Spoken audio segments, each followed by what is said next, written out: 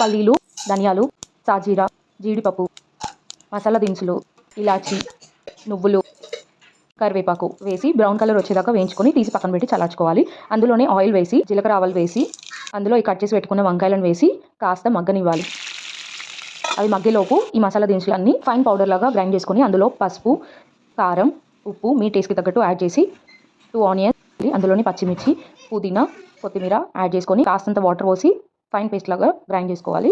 వంకాయలు స్మూత్గా మగ్గిన తర్వాత ఇందులోకి ఈ పేస్ట్ యాడ్ చేసుకొని మీకు నచ్చిన garam masala 1 teaspoon add చేసేసి ఇందులోకి ఒక హాఫ్ గ్లాస్ చింతపండు రసాన్ని యాడ్ చేసి నిదానంగా కలుపుకొని మీ టేస్ట్కి తగ్గట్టు సాల్ట్ని అడ్జస్ట్ చేసుకొని మూత పెట్టేసి లో ఫ్లేమ్లో ఒక 15 మినిట్స్ ఉడికించాలి. మూత తీసి చూస్తే 15 మినిట్స్ తర్వాత గ్రేవీ కన్సిస్టెన్సీ అనేది పర్ఫెక్ట్గా వచ్చింది.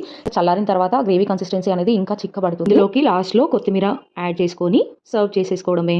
ఎంతో టేస్టీగా ఉండే ఫంక్షన్ స్టైల్ గుత్తి వంకాయ కర్రీ రెడీ అయినట్టే.